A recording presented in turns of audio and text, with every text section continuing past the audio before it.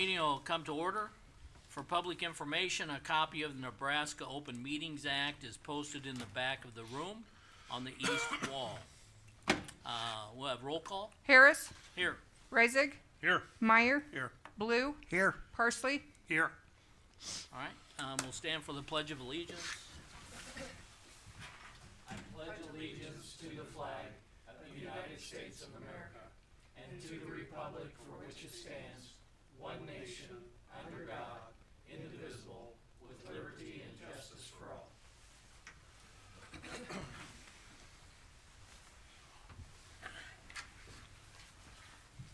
All right, I'll go through this quickly. Reminder, being recorded. Everybody speak up, come to the microphone if you need to say something. Be sure we all check our cell phones and try and be sure they're either shut off or the ringing is turned down or off. Commissioners, also remember we speak into the microphone well. I'm anticipating this meeting to be fairly short. I'm assuming we won't need to take a recess. And I think that's it. All right, the next item is to approval of the agenda and consider any modifications. Any thoughts or questions about the agenda? Move for approval. Dr. Robert Simpson, he might like to go on the detention tour with us on that. Is that gonna be a problem, you think? Not with me. He's HR as well. He can hear anything we hear, I'm sure. Or we're not talking about anything secret anyway. Pardon me? We're not talking about anything secret anyway. Well, no, we're not, but I'm just saying there's nothing we do that he can't. He wanted to take the tour and look at the jail. He's never been in the jail. Believe it or not, I've never been in jail, so. Oh, we can arrange that. No, I think it'd be okay. I'll second his motion. All right. Yeah, so I think, as far as that being an agenda item, I'm not sure whether we need to address that We don't have to, for the agenda part of this. Okay, but if you're gonna have any input on that, Jason, we might talk about that later towards the end of the meeting here. Well, Lisa used to go with us. There's been a time or Did she? two she was there with us. So I Okay, don't think that's an so issue. then I'm Yeah. assuming it's gonna be a I non-issue. don't think it's a problem. Okay. All right, I just so- wanted to make you aware before we did. So for the agenda, we have a motion and a second to approve the agenda as presented. Any other discussion on that? All right, hearing none, we'll go ahead and vote.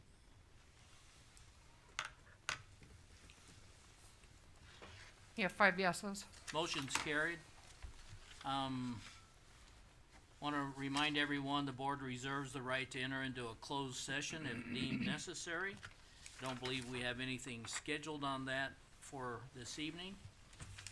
Although we do have a detention center meeting, a tour that we're going to at the end of this meeting. All right, we'll go to the next item, which is the consent agenda. The intention of the consent agenda is to approve all of these items by one action unless someone wants to pull them out and consider them separately. Is there anyone that needs to pull anything out separate tonight?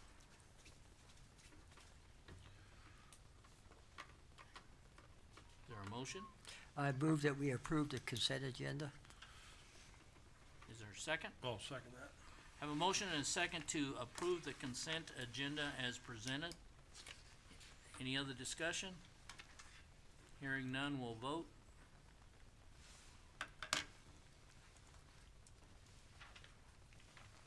You have 5 yeses.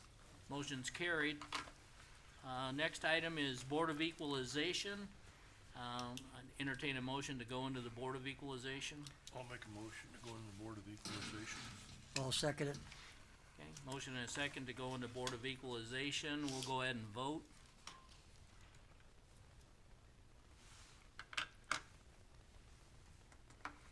Nothing yet. You have 5 yeses. Motion's carried. First item, discuss and consider approval of 14 vehicle exemptions for Regional West Scotts Bluff. Heather? All right, so these are their annual renewals that the hospital has. It says that, on their application, all motor vehicles are used for the daily operations of the nonprofit hospital, Regional West Medical Center. Vehicles are used for the purpose of transporting patients, lab testing products, supplies, employees, and more between facilities and other locations within the regional operating area. They have 14 vehicles that are eligible for exemption this year, with a total tax loss of $2,633.40.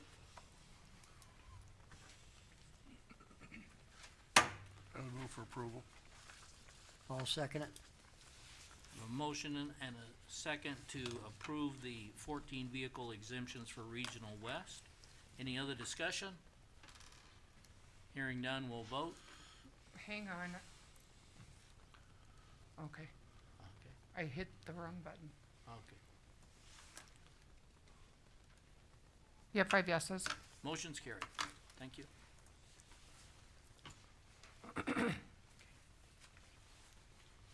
All right, so, looks like that's all we have for Board of Equalization, is that right? I'll get it out. Okay. I move we come out of the Board of that's not the word I wanna use. Yeah, I think that'll be It is, that's what I'm gonna use. I'll second it. all right. Okay. So I have a motion and a second to come out of Board of Equalization. I know what you're trying to do. Any other discussion? Words escape me. We'll go ahead and vote. You have 5 yeses. Motion's carried.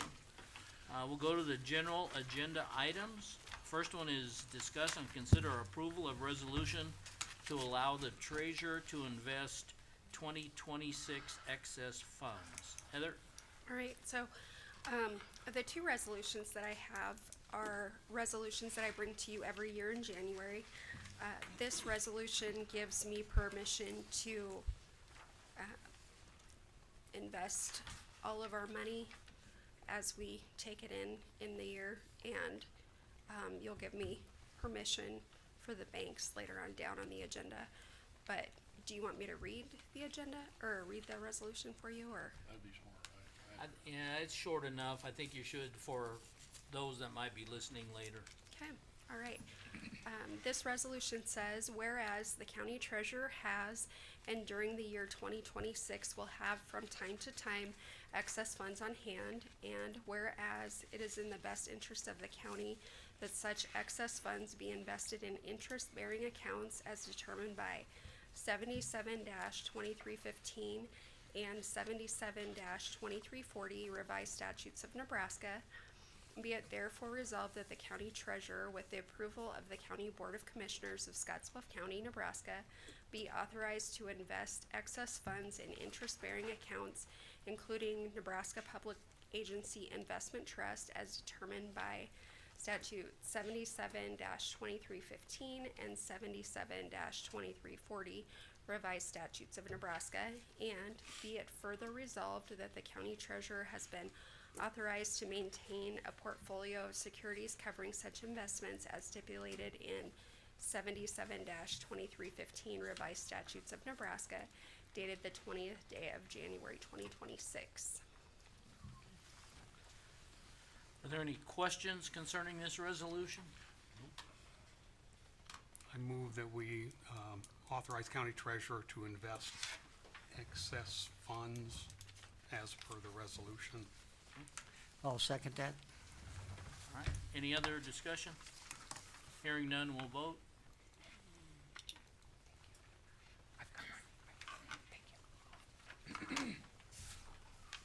Russ? I voted once, but I wouldn't take it. You have 5 yeses. Motion's carried. So the second one that I have is, it's not really something that we've ever come across having to do. It's the one that we go over every year. This one just says basically that if we have to register any county warrants against a fund that is in the negative, that the county can charge interest to that fund to pay the money back. However, with the resolutions that we do, where we loan money specifically from one fund to another, we loan out of capital improvements, inheritance, and Keno. We don't generally ever come across this, but by state statute, I have to present it every year. Okay? So this resolution says, whereas the county treasurer must endorse and register any county warrants issued by the county board if there are non-sufficient funds in that particular fund to pay the same. And whereas section 23-1602 of the revised statutes of the state of Nebraska state that the county board of commissioners will set the interest rate to be paid in registering any insufficient county warrants, be it therefore resolved that the county board of commissioners hereby sets the rate of 0.5% to be paid during the year 2026 on any insufficient funds warrants that must be registered in the office of the county treasurer. Does anybody have any questions on this one? So this would basically be any loans that was department to department.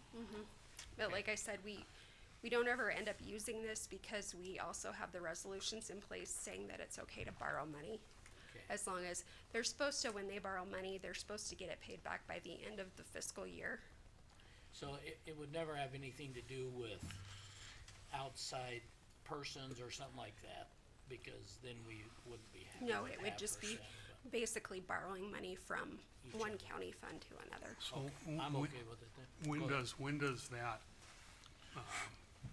0.5%, when does it go into effect? It would be if we needed to do that. We've never actually had to use that. And last year we had the interest rate at 1%, which based on some of the discussion last year, I did lower that rate by 0.5%. But it still does say that if you go over your budget and your fund is in a negative, actually you should be paying a little bit back to borrow funds, but we don't ever really do that because we have the other resolutions in place. Okay. This would be, this would give us permission, say you guys don't approve those resolutions in June when we usually present those, this would give us permission to charge interest to those funds instead. Okay. Any other questions? I move approval. So we have a motion to approve the resolution. Is there I'll a second second? Have a second. So we have a motion and a second to approve the resolution. Any other discussion? Hearing none, we'll go ahead and vote.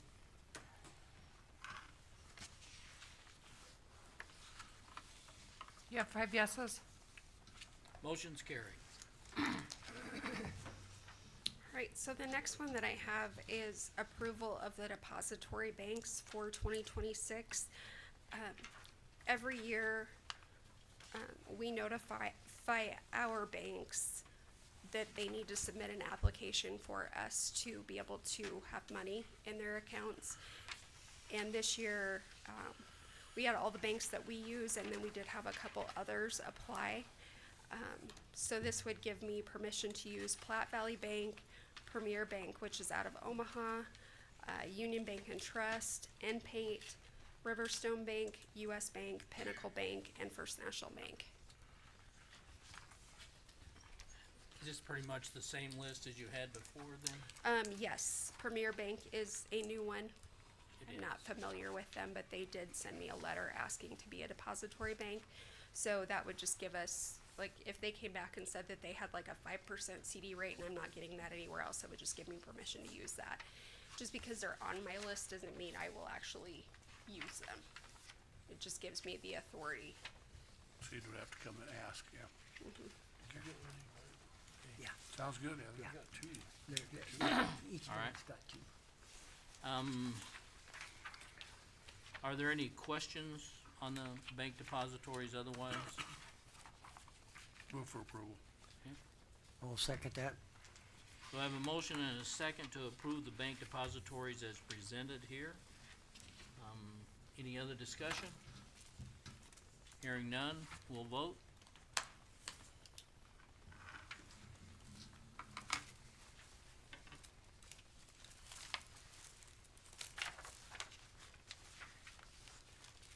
You have 5 yeses. Thank you. Motion's carried, thank you. Okay, next item is discuss and consider chairman's signature on interlocal agreement for submission of boundary and annexation survey, the BAS information for the village of Henry. Amanda? Yes, so that's the Henry agreement that I brought to you last month that we talked about for the census.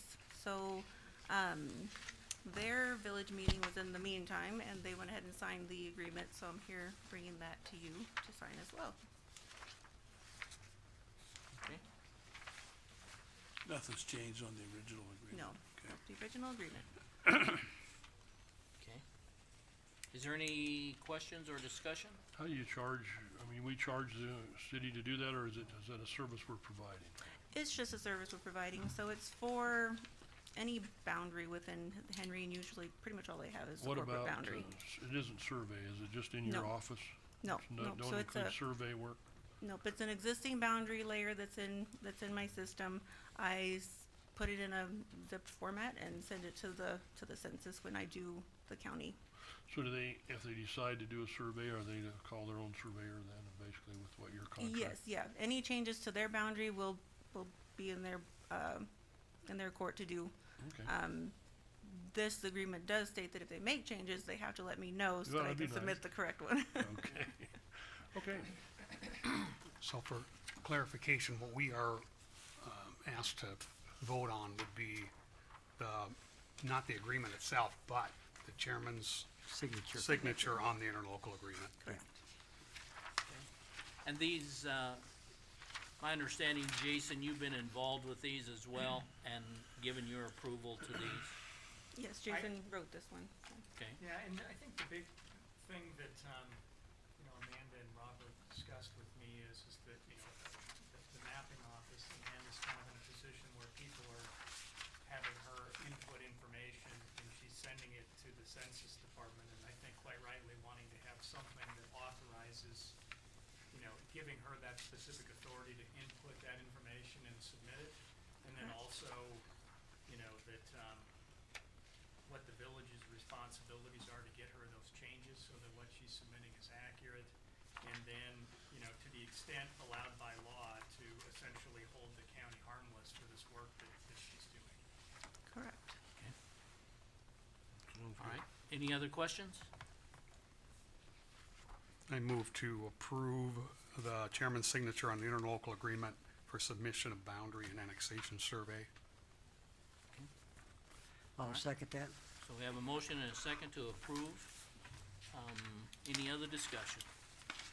Hearing none, we'll vote.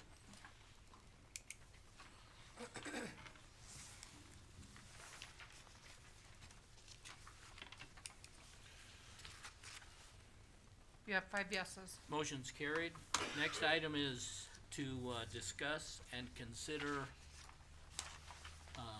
chairman's signature on interlocal agreement for GIS addressing authority with the village of Morrill. Yeah, so this one is a new agreement. I'm getting a little agreement happy over here. So, my predecessors in the mapping department had been helping the village of Morrill, with their addressing within the corporate limits. And after speaking with the village clerk, we both agreed that it would be a good idea that if we're going to continue doing addressing or helping with addressing, we need to have an agreement in place saying that we can do this, again, to hold the county harmless for anything that might come back from an address. This is an agreement that also doesn't have any dollar amount attached to it. In the time that I've been in the department, there really hasn't been a lot. Two that I can think of, I think, and it was more of a, hey, what do you think about this address? Should we change it type of thing. So this is just within the city of Morrill? Correct, within the corporate boundaries. Okay. Right, so agreeing to help them do their addressing, I will digitize it, put it in my system anyway, when I do addressing for It's already there. 911. I mean, they already have an addressing system. This is Correct. just for any changes or issues Correct. that they may have. Correct. Okay. Yep, Okay. Does the,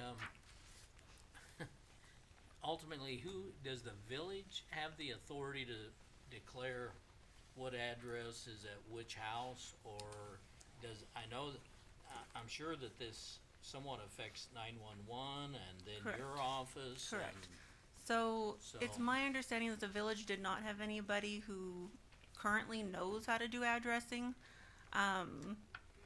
It sounds like maybe they were talking to the post office, trying to see if the post office would do, the post office was not willing to do it. And so that's when we started talking, and I know we've done some addressing in the past. We obviously address everywhere else around, the village area. We have their addresses in our system already, so it'll be pretty easy for us to do any new addressing they might need. They have all their street names already. Correct. Yeah, Yeah. there's a house, there's a number on the house. Right. If This- the house is, I mean, Yeah, there this would can't be a whole There's not lot much. going on. No, there's not much. On the off chance that they build a new home, we would address it. If somebody has a shop that they want to convert into a business, Yeah. something like that, we might address that. Well, It even won't- it a won't be a vacant lot. lot would have an address. I Right, mean, if you yeah. put a house on a vacant lot, Usually, it's yes. still addressed Yeah. somewhere. It Yeah. is one of the things. yeah, that- Sometimes, like you said, if you build a shop on and started a business, like it was 2205, it'd be 2205 and a half or something, she'd have to Yeah. still come up with Yeah, Right. a yeah. scenario for that. Right. It can't be anything really big. I That's wouldn't right, say. it isn't a big. I would move Yeah. for approval. I'll second it, but then I do have a thought or question. So back in the old days, Ken, you were probably involved with some of this, but like in the city of Scotts Bluff, if there's a development, a developer comes and he's gonna develop 50 lots, I was thinking the city normally, They do. set comes out of those the- addresses. Comes Correct. out of the planning building department. Correct. Alright, so Yeah, the we used- city we used to does do in that. that situation, We used Yeah. to do that all the time. new lot. Yeah, there are But the two or difference three who being don't is have they don't have a anybody. department to do that, City of Scottsbluff Correct. does. They did. Okay, Yeah, They yeah, have they all do. the maps and all the stuff there for They it. do. they Is this- declare those. Has a sunset clause, is this a yearly contract, or is this a permanent contract, what is it? We got- I believe, Jason, correct me if I'm wrong, but I believe it's yearly. 1 year. So we have to approve it every year? Yeah, and then there's a very short, just month period if ever needed to get out of it. Right, yeah. If they wanted to do their own, they would have to let us know within a certain amount of time. Very short termination clause. Okay. I didn't know how long that was. In fact, that should bring that up. We used to have maps in the city for Mitchell and Morrow, Lyman, and the smaller communities with addresses. And you helped them with the And we helped addresses. them with that, yeah. Yeah, so, I remember the city assigning addresses to We did certain that- lots. We did that a lot, actually. Yeah, there are a handful of villages that don't have anybody right now, but Sure. the bigger cities, I think even Lyman has somebody that does their own, but. Sure. Alright, so we have a motion and a second to And then approve. just, I apologize, one thing Okay. I wanted to say with the Henry, based on what we're being asked to do, that was just a 1-year term. With Village of Morrill, mainly because of how often it doesn't really arise. Right now, it's a 10-year term, but if the county wants to get out, either side can get out on a 30-day, just to prevent her having to come back annually on something that she may only have to do a couple of tasks. So this one we're approving is a 10-year? This one is a 10-year Okay. with That's And what does the it- question was. 30-day. Jason, fine. does it, if we get a new chair, do we have to, create a new agreement? No, it's locked Okay. in, that's. Okay. So 10-year for this city of Morrill or village? Set your So, calendar. we have a motion and a second to, approve the chairman's signature on the interlocal with the Village of Morrill. Any other discussion? Hearing none, we'll vote. You're on your way to setting a record if you keep going. Yeah, You have 5 yeses. Change that. motion's carried. I just reminded him, so he didn't get too chatty. Are you done already? I didn't record. That's a world. You can give her these two. Actually, the record is about, I think, 13 minutes. Long time ago, but we did have a record here. Okay, on the back side of the agenda, old business, time clock plus and payroll processes. Robert, do you wanna give us an update on something? Yeah, definitely on the payroll side, and I'm sure the accounts payable, Kelly wants to give an update. But, the MIPS did come out, we had training, and both systems are up and running. The last claims run was done on the accounts payable system, the new system, and our payroll is gonna be done at the end of this month. Will also be done on the new system. There's a great deal of work that has gone on this last week and this week, because all of the new insurance information had to be put into the new system, and even the information that did transfer, like social security numbers and bank deposit numbers for payroll, we had to, I shouldn't say we, Charlotte is going in and verifying all that, so we have 100% accuracy, we don't have any hiccups. So it's a little stressful right now for Charlotte, but she's gonna have that done in the next couple of days, and I anticipate a really clean payroll cycle. So after that, I think from a claims perspective or accounts payable perspective and payroll, it's gonna be a lot easier. So, Okay. Kelly, do you have anything Kelly, you wanted to add? You have anything on that you wanna say? I gotta learn how to enter claims, cause we couldn't do anything for the whole week while we waited for him from your last meeting. Bryce typically adding in On as the they're fly? coming in. I mean, like, we have a cutoff point, obviously, but then, yeah, we had 4 people entering claims. I didn't do too horribly messy of a job for her to come back to. Robert didn't find too much wrong with our work, I don't only had a think. couple of exceptions that I pulled out, yeah, so. And he's getting stuff back to us in a very timely fashion. Yeah, Kelly had mentioned that the other day, that she's able to turn things in and pay things quicker than what she used to. So, we appreciate all that. It sounds like we're moving forward. I know it's not without some headache and some grief, but we're certainly making progress, it sounds to me like, and we appreciate that. Well, it's exciting, Yeah. It is. and Yeah, it's gonna be okay, is what I keep saying. So, Okay, It's new, we'll be okay. right. sounds good. All right, anything else on that item? Next item is the USDA Wildlife Services Program. Can we Is it- pull that? I don't know that anything's gonna I happen. don't think that's gonna know go that. anywhere. You Yeah. feel, do you know anything about it? No, not really. We did have our Panhandle Weed Management area meeting here 10 days ago or so. That includes Sheridan County down to Dual, pretty much this way. All the counties are involved in that. And I think I was asked about what the other counties do as far as that. Sounds like some of them do the agreement with the wildlife services, and some don't do it with the agreement. None of them do the actual control themselves. Sheridan County does send out a notice as far as like prairie dogs. If prairie dogs go from one landowner's and they're starting to move in on another landowner, they'll send out a notice, but that was about the extent of it. None of them do the actual control of predators, I guess, so, You're saying no other counties actually do the control? no. What In the would it in the take- panhandle anyway, I don't know about the state, but What would that's, it take to do that? well, for prairie dogs, you gotta have the special license to do that and that anyway, so, another license. Well, no, And the I- time, you and the know, I time to mean, go we're- do it. I don't know We've anybody. been dealing with this for several months Yeah, now. and I don't know, is it more prairie dogs that people are worried about, or is it the coyotes, or, you know, cause they don't have any. We They say have- if they have one, they Historically, it's contract. been the prairie dogs. Yeah. We more have than trappers anything here else. that would go after the. Yeah, no, if you knew a contractor, that's what they do in Sheridan County, she said, is that they have a contractor. If they have a problem, then the contractor will go in and, take care of it.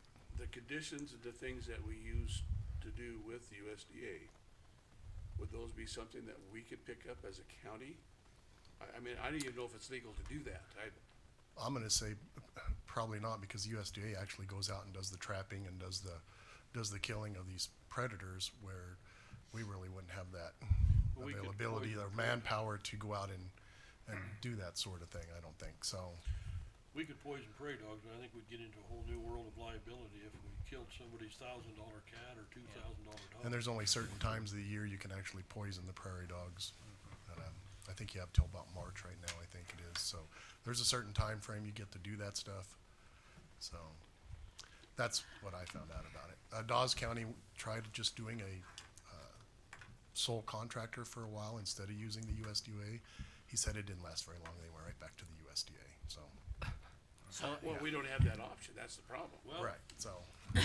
And I would assume they don't have that option either then, because you would think he would do this whole area out here, but. well, I thought you said that there were some counties that were working with the USDA and doing it, had their own contract with the USDA. I don't believe so. I think Well, that's, say that's that. what he wanted to He- do here that night, Mark, is to put a consortium together of several counties. No, to do yeah, that, I understand together. Yeah, but Yeah, he I- never I has thought ever something came back. was- He's yeah, never- we didn't hear anything back from anybody, that's the Right. problem. Yeah. That's what I found out from the other counties in the Panhandle here that are part of our weed management area, that what they do. So Kimball, Sheridan and Box Butte are the only ones that do the prairie dog notice, is it. Everybody else, Dual, Garden, Cheyenne, they don't do anything as far as the wildlife Who's thing, the Ewing kinda like that- what we do. Who's the Ewing that lives out south? He does all that trapping. What's his name? I don't know. Wanna put you on the spot? Is Can't it think. John?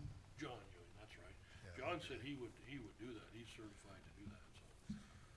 If we- So our goal would be that, we would hopefully get the landowners pay to it. hire them to do it, That's basically and what we you, stay out of it. that's basically what you do with the USDA, is the landowner hires USDA, same thing. We don't really spend, all we do is put money into it, and when it comes time to actually have anything happen, the landowner has to pay for their property. So it's nothing different, only we just don't have that upfront cost. Well, the other thing is that if we were part of that, we had a contract with them, then the landowner couldn't come back on the county for the Well, difference. that's why we have, NAIC or NERMA, I think, to prevent it from anybody coming back on us. That's why we insure ourselves.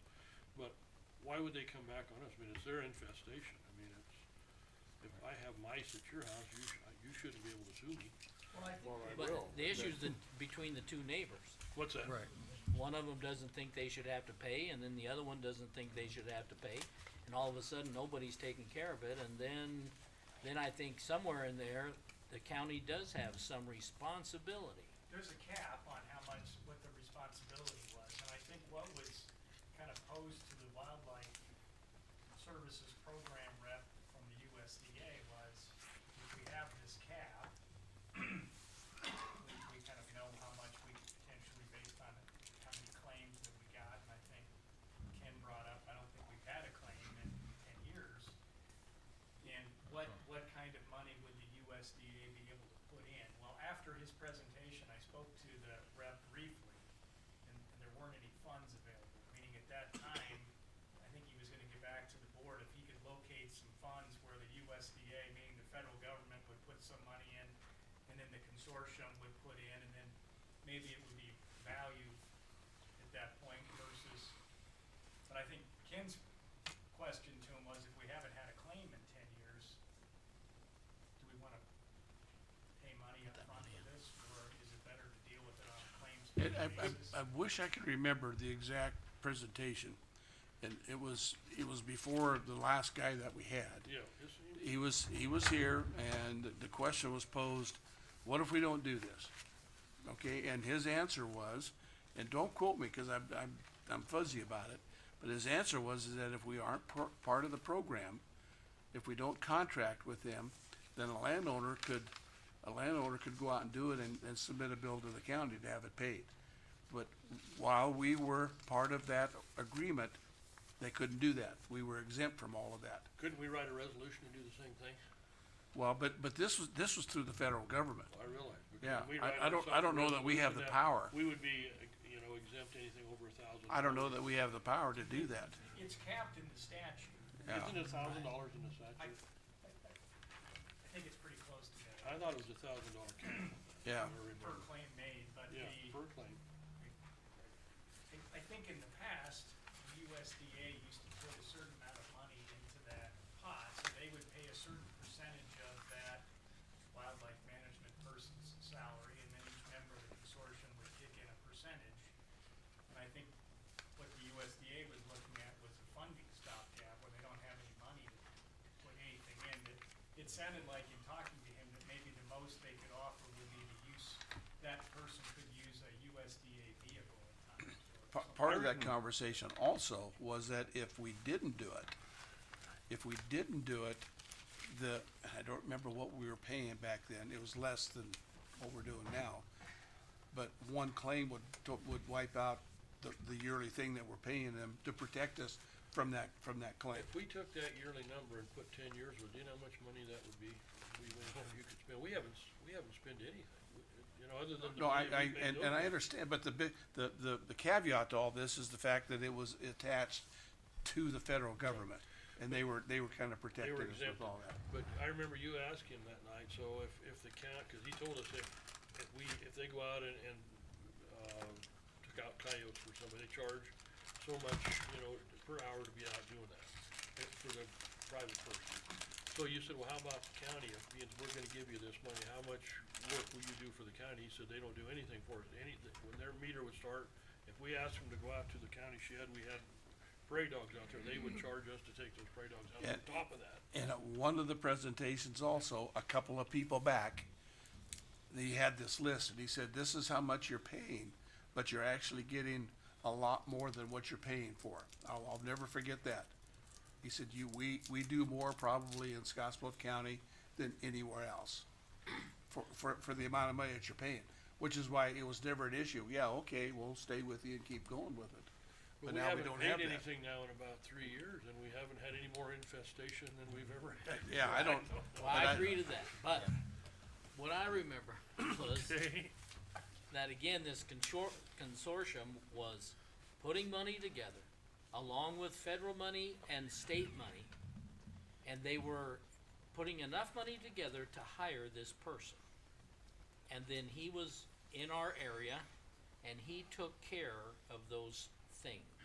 but And then there was, if he wasn't available, my understanding is that there is some form of, that we could be held responsible to either eradicate or take care of prairie dogs and or other things, but normally it's prairie dogs. if we weren't part of it, right?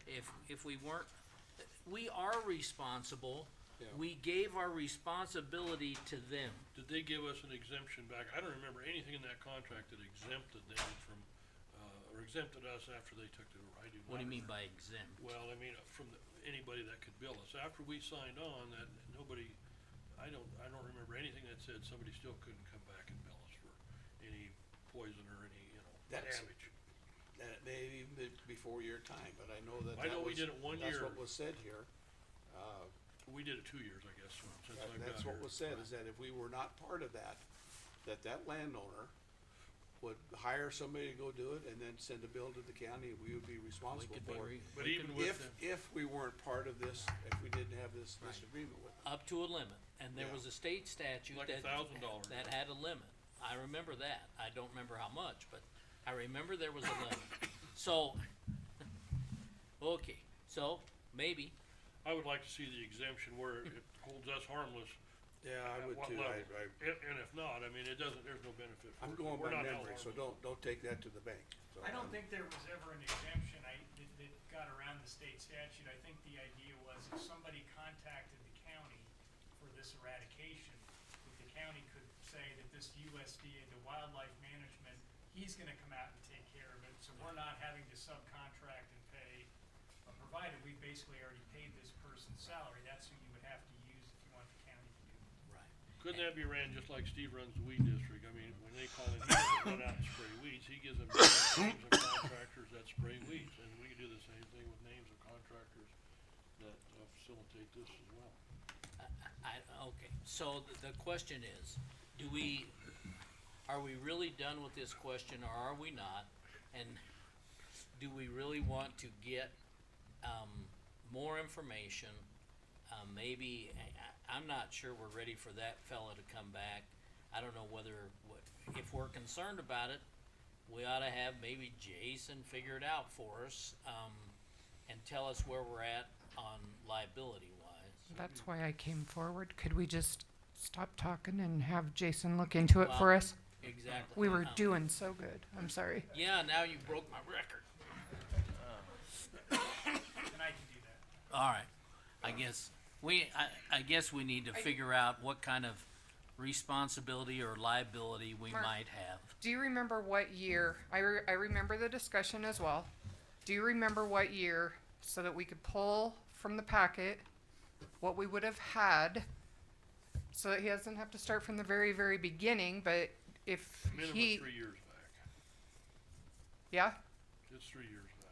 Because I can search online our 3 years back. And I don't know if 3 years is gonna do it, cause it's, they used to come, the only reason to come was for us to renew the contract. Right. But There that was was- never any issue about the gentleman's salary or anything else. It was just to renew the contract.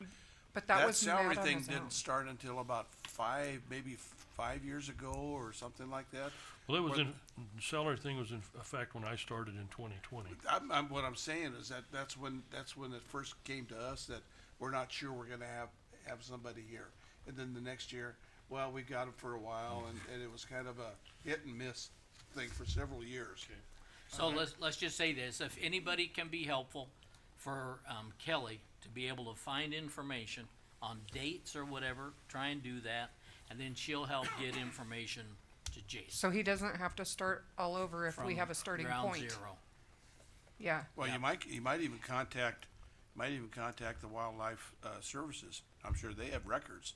I bet my phone call would be shorter. When we were paying and what we got for our money Right. at some particular point.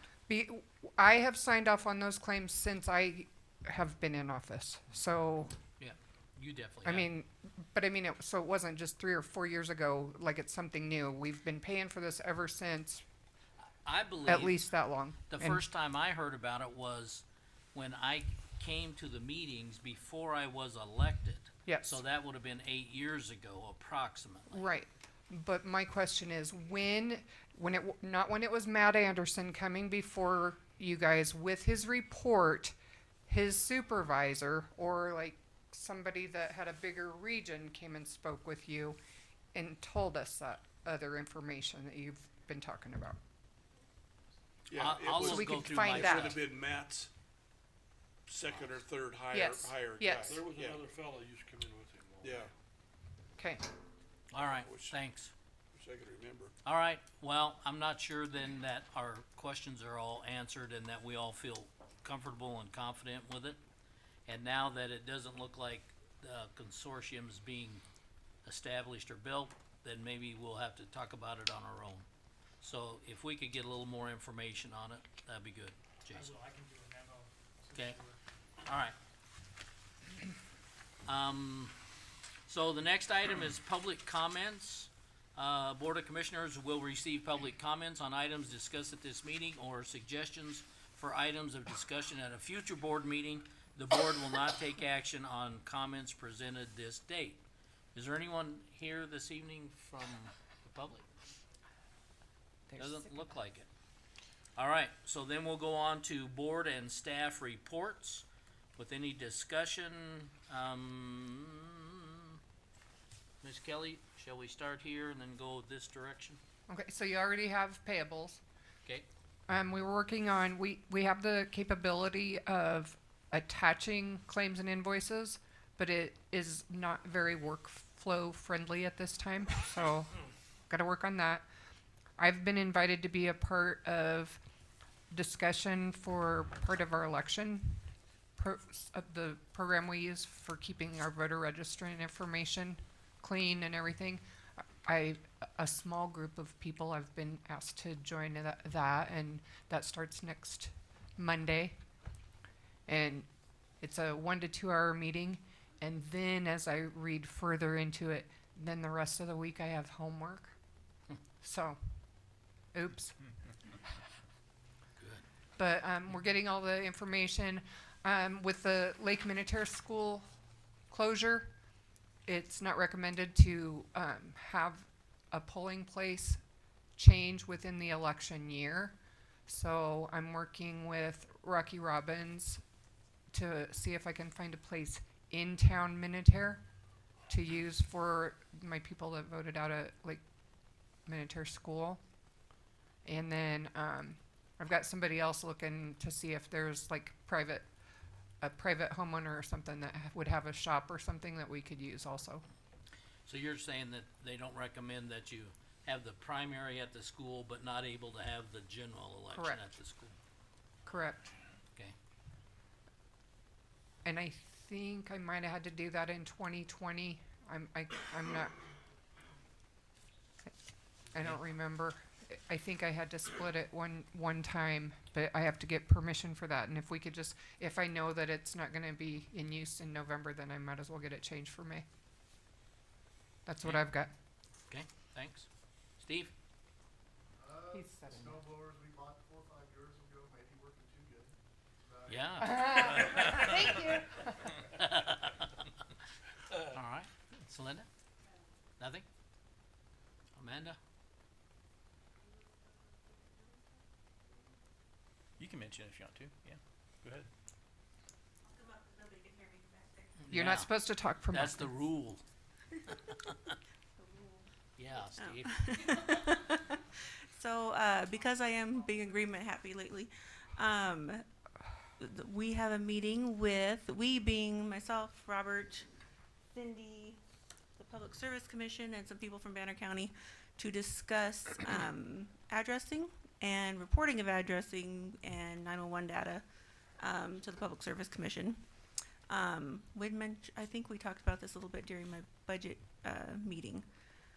But, I don't know the full history on everything, but sometime in 2018 to 2020, the GIS department took over GIS management of the Banner County addressing data and road data, and was submitting it to the Public Service Commission.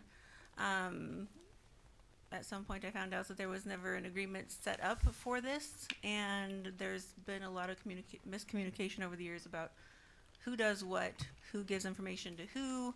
And so my hope with the meeting is just to clarify, does Banner County want to do their own addressing? Who does their addressing? You know, how we go forward in the future. Do they want me to continue to submit their addressing information? And not just addressing, actually, it'll be all the 911 data. So, you know, law enforcement boundaries, fire, EMS, roads, and addressing. So we're trying to sort all that out and figure out what everybody else knows and come up with a plan. You know, when you spoke about Village of Henry and Morrill, they being in Scotts Bluff County, I wasn't thinking about a whole lot about payment. Reimbursement. Yeah, but then all of Yeah. a sudden, when we're talking about things for other counties, then all of a sudden, some Right. things start to, And spin I've in I've my head. discussed with Robert and Jason some payment options, something we can present to Banner County in the event that they decide they do want me to continue to do the submissions for them. We'll just have to see what they want to do, and if they do want me to continue to do the work, then we'll talk what kind of reimbursement is necessary. So, yeah, so Mark, just so you know, dollar wise, we looked at it and we figured how much time it would take for Amanda or one of Amanda's people to do this on a monthly basis. It's not a lot of work, but it's some work. And we, obviously we wouldn't wanna do it for free, we wouldn't wanna do it for break even, so we looked at a payment schedule, with Banner County that would give us about a 20% margin, and they'd pay about $6,000 a year, $6,000 was a yearly. $500 a month, That would go to the general fund. yeah. Yeah, and setup might be a little painful, but once setup is over, then it'll be fairly easy to Yeah. Would you maintain. have to travel back and forth or do anything physically to go over there to do it? In the beginning, I might have to, especially with the addressing situation the way it currently is. So you'd need to be reimbursed for all those travel expenses. And that is something we could talk about, yes, if You need I to need talk- mileage and Yeah. whatnot. That'd be, if- you'd wanna keep that to a minimum though, wouldn't we? Yeah, But you wanna keep it available as well. I don't leave my computer often, so yeah, we'd have to talk about it. One way that we've looked at least in the initial draft, and this could change, would be, you know, there's like a 6-month, I guess we can call it like an onboarding period where she would have no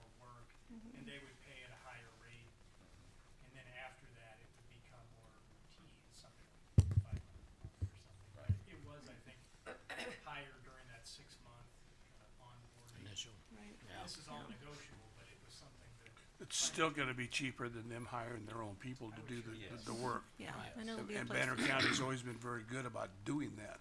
For years, they've given whatever help that we can give them, they're always really good about reimbursing us for that, cause they know that's a bargain. And this is bargain. information that the Public Service Commission requires, is that what I'm understanding? Correct. So the Public Service Commission requires the law, EMS, fire, addressing and roads at the base to be submitted to them on a regular basis, in obviously GIS format. Currently Banner County didn't, or at the time, Banner County didn't have anybody to do that. So because our comm center needed it, our office took that on. And then it hasn't been maintained very well, so So we're have trying to we, get that updated. do we do, communications for all of Banner County? Okay. I knew we did at least some, but I didn't know if we did all of it or not. So it's important for us as well to make sure that information's correct, Yeah, isn't it? yeah. However Banner decides to get their addressing, we need it one way or the other, so. Okay. All right, Okay, that's my update. That'll happen on Friday, so. okay, thanks. Kurt?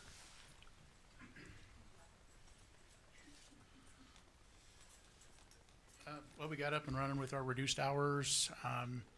Obviously, we're gonna have some folks that are not happy about it, but we're working around it the best we can. That target number we talked about for scheduled trips of 125 is, we're hitting pretty close to spot on that of max we can handle within that 4 vehicle period during that 7 to 4 time frame. Everything else is going relatively smoothly.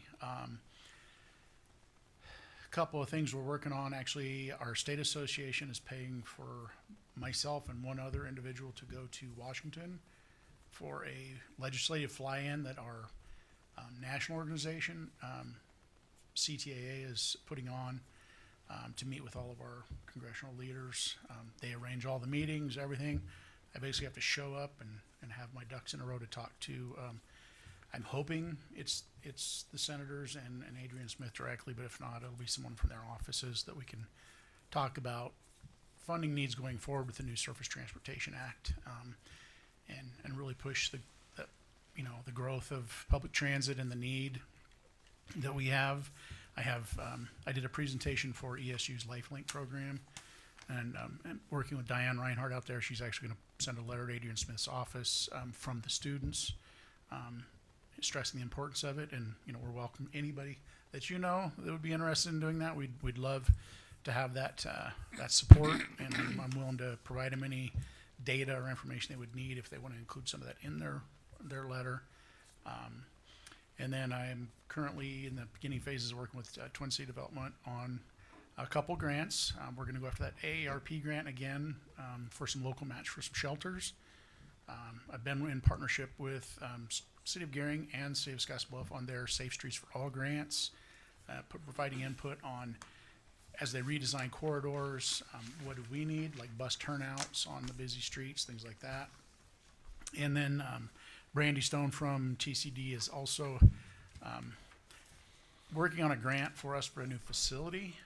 There's a grant called the Build Grant, and based on the criteria, we could potentially qualify for 100% federal funding on that. You're talking about a new bus barn? Yeah, we're parking out in Steve's lot and all over. We're out of space. So this will be in conjunction to what we have, or? Well, this one here that we have to use for transit in some way, shape, or form for another 9 years, which we could literally store backup buses or files in there, and then it becomes county property. And you gentlemen can, or whoever's in charge, can decide what to do at that point, should we get a new facility. But realistically, by the time this process plays out, we'd probably be very near that end of that, because they have streamlined the process, but it's still the pace of government. So all the planning, the NEPA, all the different environmental stuff they have to do, they're streamlining it. But realistically, in this grant, I honestly don't think we're going to be able to get everything in time, because the funding notices come out and you have 2 months to get it in. but in my discussions with Brandy, she said, let's get a lot of the legwork done. We can get pretty much all the narratives and all that written. And then as other grants or they come out with this one again, we'll have all that done. And we meet the rural needs. We have a historically disadvantaged community as a large part of the Scotts Bluff in the Minute area, areas of persistent poverty, and then it also falls in a HUD, they call it an opportunity zone. Yeah, our poverty level's always. So we meet, Normally always lower. we meet 4 of their 3 criteria, so there's one Yeah. additional one. So if this one doesn't go through, but again, we're starting it just to, being aware that we don't have the money, that if we can get that 100% funding, then the only long-term costs that might go up some is just our operation and maintenance budgets. But if it's a new facility, hopefully we see some significant savings in energy costs. That building we're in is so drafty and leaky that where everybody's running space I thought that heaters. was a And green building. It didn't That's cost $1 million. anything to That's heat $1 million building, so Kurt. that building stays warm. Our office that used to be a garage, you can't keep warm in the winter and you can't keep cool in the summer. So again, and if you're still on the board, the plan is to have a really nice state-of-the-art meeting room where we don't have to worry about upgrading this one to ADA standards, and you gentlemen can go right in there and have a state-of-the-art meeting room that can be used for a polling location for Kelly, protest hearings, and your meetings as well. And can be used for other things. Potentially an evacuation facility, partnering with potentially KCTS to stage their buses for their DIA run here. With obviously some financial support with that, because they've talked about actually, if we had room, they would potentially hire Scotts Bluff Gearing residents to do that for them, so they're not constantly deadheading back from Kimball with those vehicles. Backup buses for open planes, if they're bringing a bus up here for maintenance, they could drop it off, pick up their backup, things like that. So there's a lot of opportunities to share the facility with other agencies as well, and make it more of a centralized hub for the Panhandle. So just some things we're working on, and again, it's a process. Just let you know, and if you have any information you'd like me to impart when I do go to Washington, I'm sure there'll be short meetings because they'll be meeting with a lot of folks, but we're doing what we can to try and push that next round of funding to hopefully get Nebraska a little bit more money. So, All right, appreciate it. Ms. Heather, do you have anything? No. Sheriff? No? Jason? Just that I'm gonna be, gone the early part of February, so that, my law partner Jerry Costick would be attending the next 2 meetings. And, I plan to, meet with them, and we'll send that memo regarding the wildlife issue, with him. Otherwise, he would be able to handle anything while we're gone. Okay. Robert? Yeah, a few things. From an assessor office perspective, we're kind of ramping up to beginning the process for setting values in March. So we're looking at ag values right now, looking at the sales studies. We'll probably have the ag values kind of figured out over the next couple of weeks, and then we're going to start looking at residential and commercial at those sales studies. And that takes a fair amount of time, but we've started that process, so we're well ahead of schedule on that. Also, from an assessor's office perspective, I've been asked to go to Rotary in Scotts Bluff on January 27th. I'll be presenting the taxation process to that group, so hopefully it'll be a happy group and not an unhappy group. I'll report back and let you know, but I thought it was very nice that they asked me to come and do that, so there's some genuine interest there. And I've got a lot of materials that I've already prepped for that, so I'm pretty essentially ready to go for that. On new role in management accounting and HR, learning a lot every day. It's not learning one thing a day, it's learning multiple things a day. And you only see certain things once a month or once a quarter, things like that. So getting my arms around a lot of things, started auditing Keno. The county was several months behind in doing audits. We're supposed to be doing monthly audits. So, we started that, in January, and I'll be doing that, and those will be surprise audits. I'm just gonna show up out there rather than setting up, dates and times, and, that's the way it's supposed to be, so, that's good. I have a lot to learn about Keno, cause I've never really played Keno.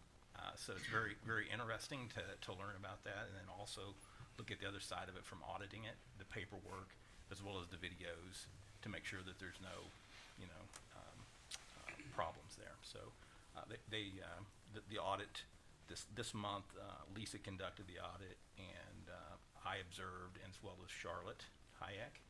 And, I'll be doing the audits, and Charlotte would be my backup if for some reason I need somebody else to go do the audit. She'll be able to do that.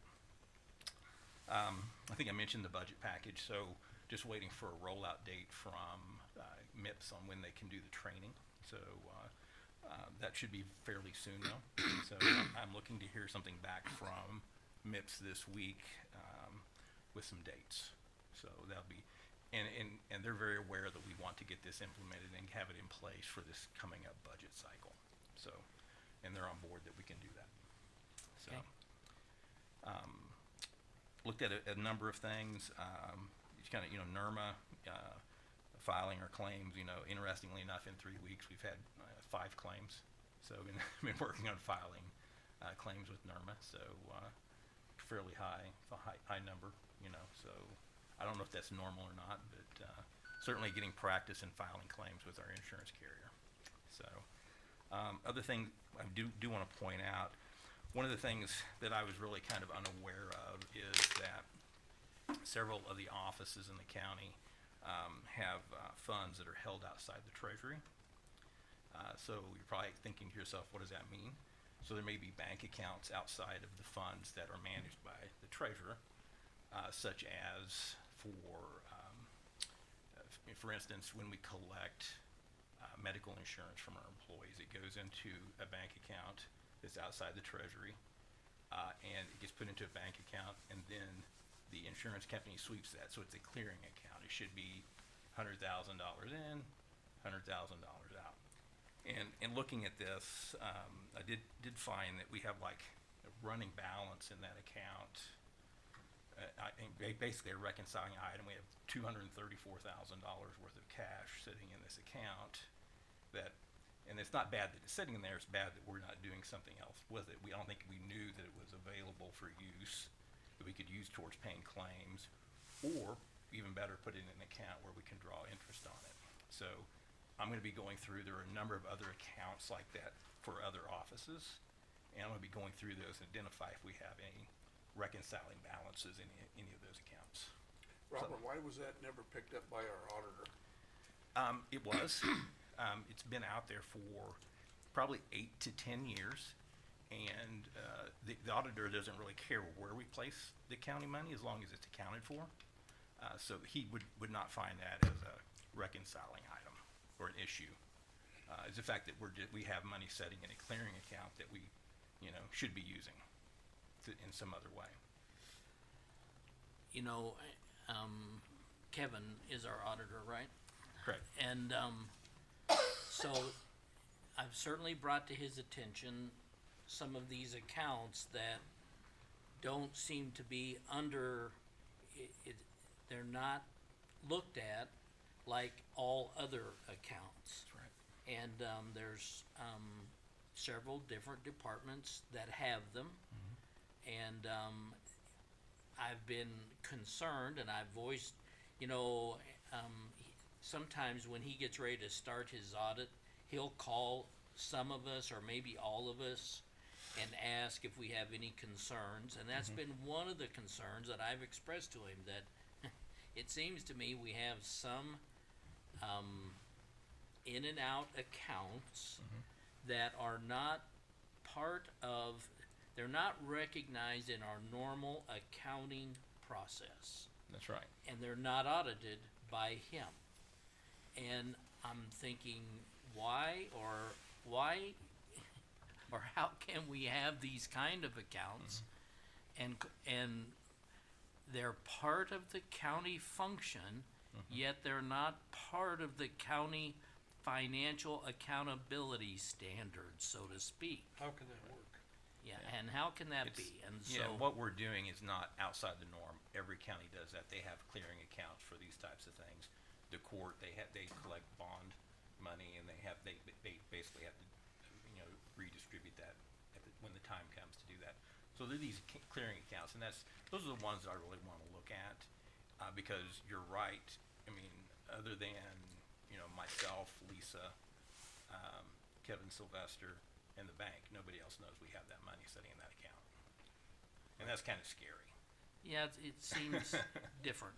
It's Just seems different, right. And, Right. well, I guess maybe later on you can give us a report of what you're Right. finding Yeah, there. the good news is, I mean, it's not bad that we have the money. It's a good Right. thing we have the money. Right. But it's just, I think we need to have a little bit more, focus on that where it's transparent to the Right. money we have there. And if we need to retain that money, should we be moving it into a fund so Heather can invest it and be earning interest? Because in a clearing account, we're not getting any interest on it whatsoever.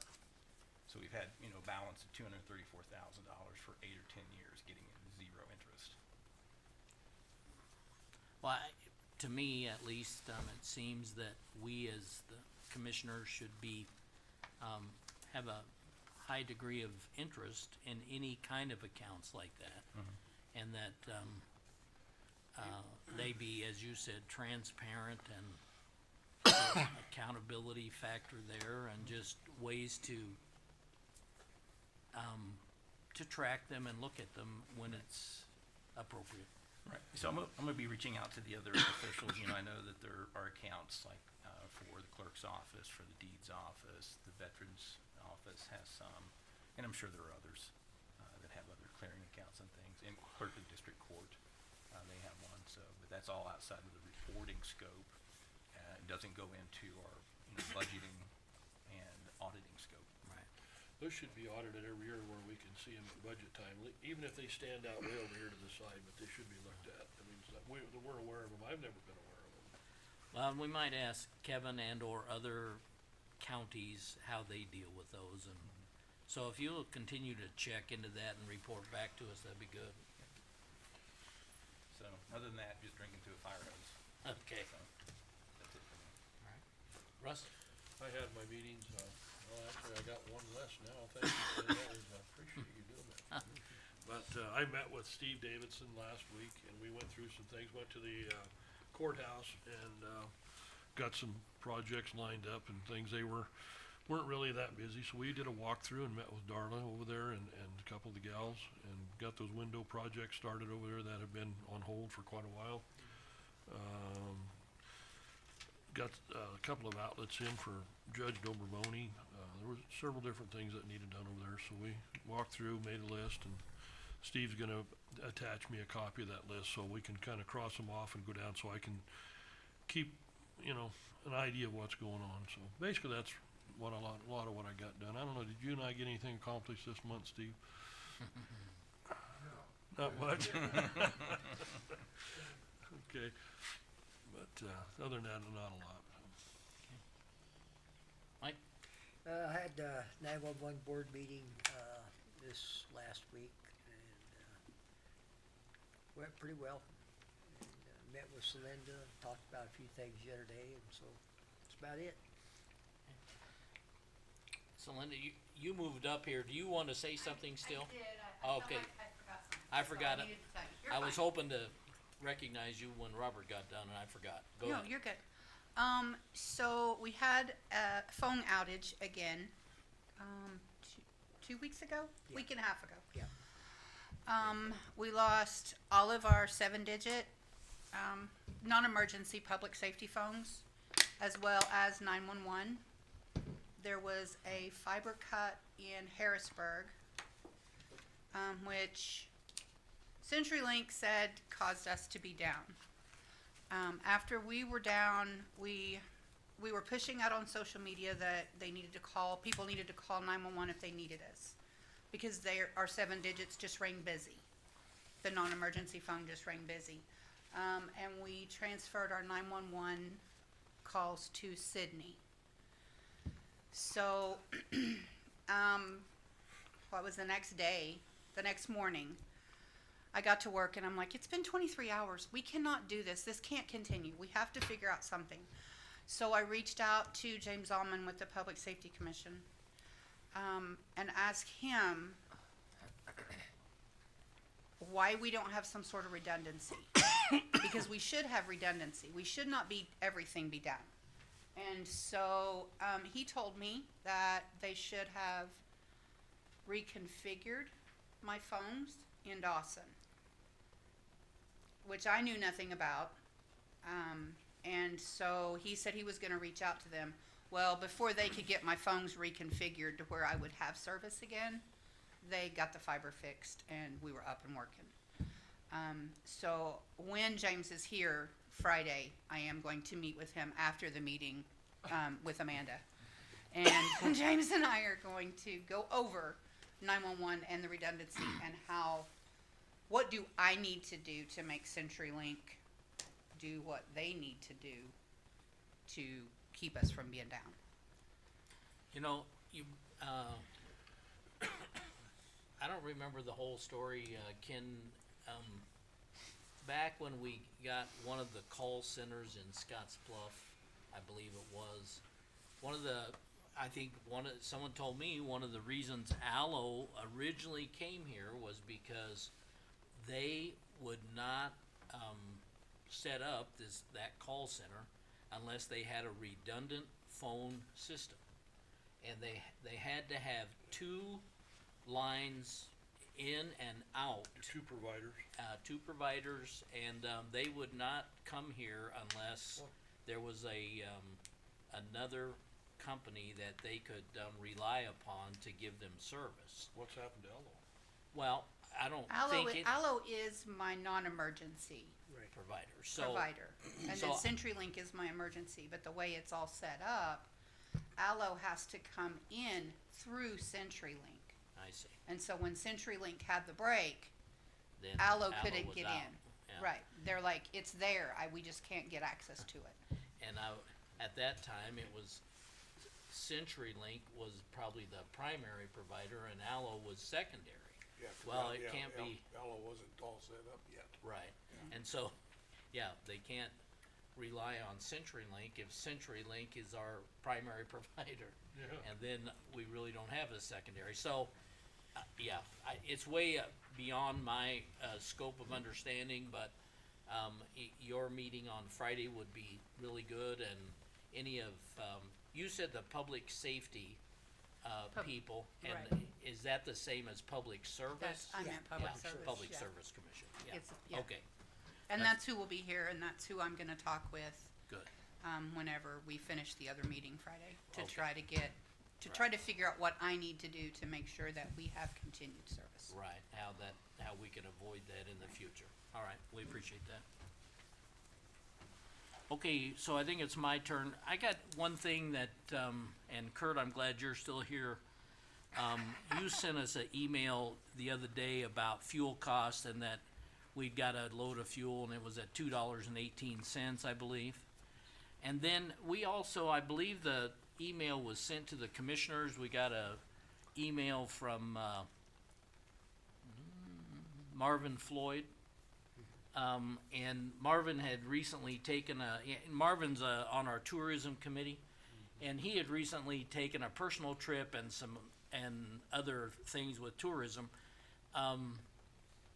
to Springfield, Missouri, and then ended up in Denver, and then ended up back here. But he kept track of those fuel costs, and his concern was that the fuel cost here in Scotts Bluff was the highest, which was $2.75.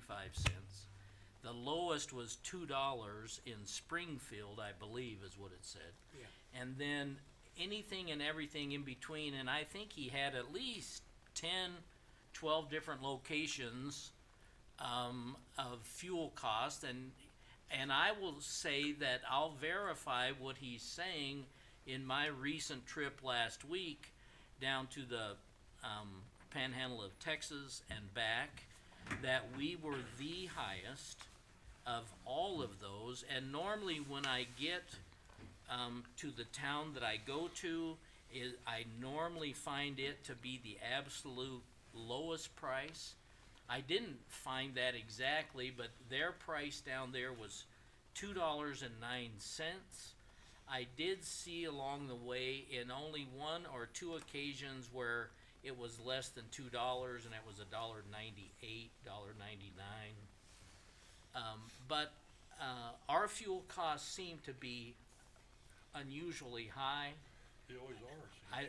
I don't know the cause or any of that.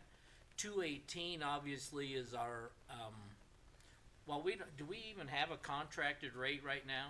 We're just buying, quotes from Legacy. Your bulk that's right. fuel rate. Yeah, I got bulk fuel rates from Legacy Co-op, Wesco, and Sap Sap. Brothers. Our last load was from Wesco, and they were the cheapest of the three. And surprisingly, Sap Brothers came in. Wesco went up from their last price, and Sap Brothers came down significantly. So I'm still at that kind of that window of if it starts to tick up, then I'll need to come to you guys to do an RFP to see if we can lock in at least a 6-month contract. But I Well- don't see it. But I think we're still walking I think we're it still down. I walking think- it down a little bit. I hope So so. I've just been,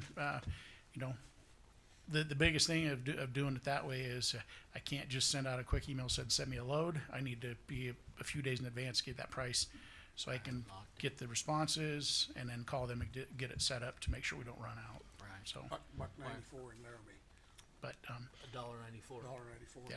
Yeah. and back I in was the there on day, Saturday. Yeah, my right. my uncle used to haul bulk fuel years ago, and I don't know if this has changed, but they used to have to do an equalization on it where it didn't matter how far away from the refinery you are, that wasn't supposed to impact your fuel price. But I don't know if that's still the case or not. But Well, 20 years ago, we all, whenever we drove through Wyoming, we would always fill up there because it was always 20 to 30 cents cheaper over there than it was here.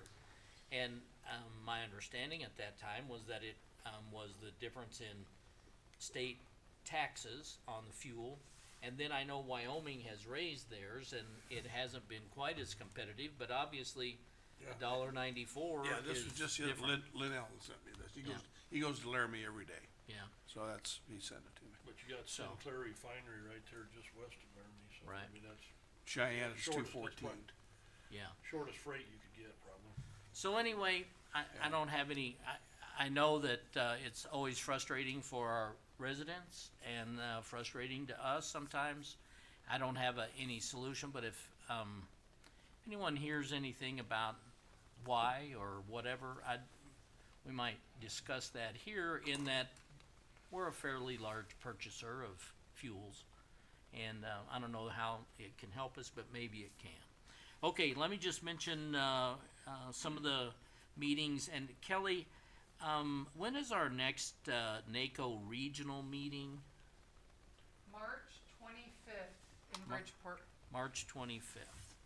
Is it okay if I answer from my desk at that question? Okay, so, I had written that down for some reason and, just wanted to be sure. Couple things that most of you should have got invitations for, but I wanna, reiterate, Kaplan is having an open house, January 22nd. So that's Thursday, I believe. WNCC is having a ribbon cutting for their health sciences remodel. That's on the 26th at 4 p.m.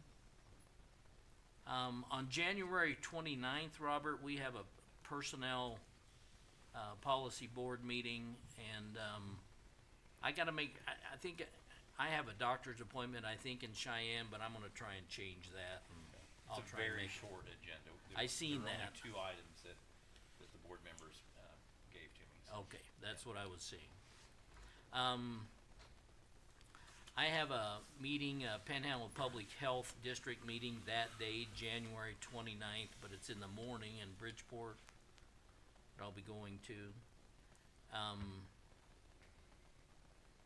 Most of you should have gotten the, invitation to Judge Warden's retirement reception. That's February 9th here at 2:30 to 5:30. And, I would only also mention, I know there's a NACO County Chair Workshop Friday, February 13th. And it's for chairs and or vice chairs. And Russ, wanna mention to you that I'll be in Colorado that weekend. That's on a Friday. And I know that I'm gonna be gone. What day And is that so, work? February 13th is what I saw. In Kearney, In Kearney? yeah. What in the world? So, 8 to 3, it said in Kearney. So if you're interested in that, Ken went to it once, I think, at least. Have you been to it, Mark? No, Well, Yeah. what does that entail, Ken?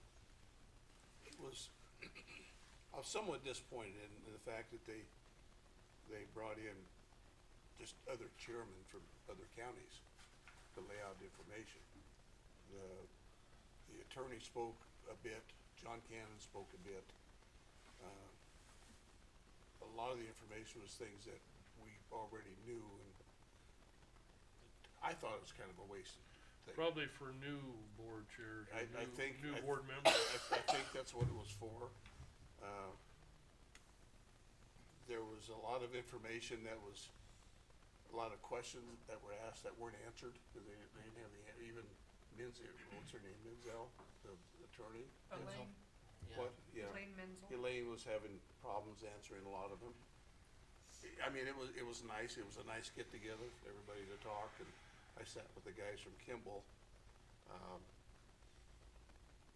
But I was looking for a little more procedural information as a chair, like Robert's rules and some of those other things that were not discussed at all.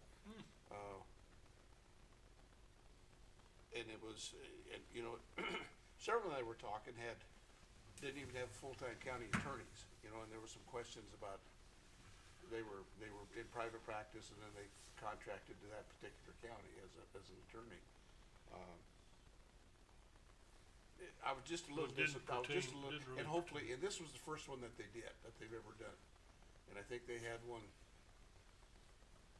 I think they've had a couple more since then, so maybe they've got it might not be a bad I thing to think I'll try one. contact John Cannon and get an Yeah. agenda and see what, Yeah. on that thing. Yeah, and talk to him about it. Yeah. I think that's a good idea. I think the biggest topic back then was the cybersecurity stuff. And when they found out that Scotts Bluff we had hired Bytes, we were answering most of the questions about the security stuff. There were some smaller companies that were trying to get into it, but everything was coming back to Bytes, and so we were getting a lot of questions of how we like them and how they're doing, and da-da-da-da-da, kind of stuff.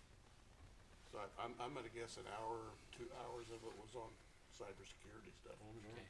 Well, I just wanted to mention it to you, and if you're interested in going or able to go, it'd be great, but, I think it would be a really, if they focused on new board chairs, you know, cause they've got the conference for new board members that I think is pretty good.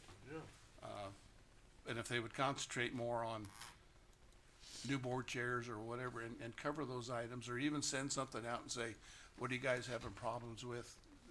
Can we deal with that, or is that somebody we can bring in to answer your questions, or never saw any of that kind of stuff.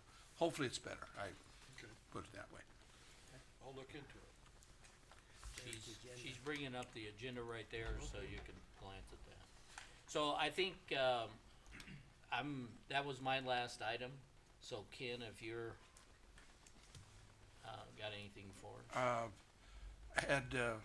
Wasn't able to make it to my aging meeting, but I went to the other ones, the mental health ones. They're having an issue, still trying to get that crisis center set up. And from what I understand, we're getting beat up by the East again. There was somebody that applied for a big grant, didn't get it. So now they're trying to throw a lot of monkey wrenches into it. The requirements that they're asking for, they just keep adding more and more things to it. Are you talking Kimball? Down in Kimball, Okay. yeah. I'm gonna work with them a bit.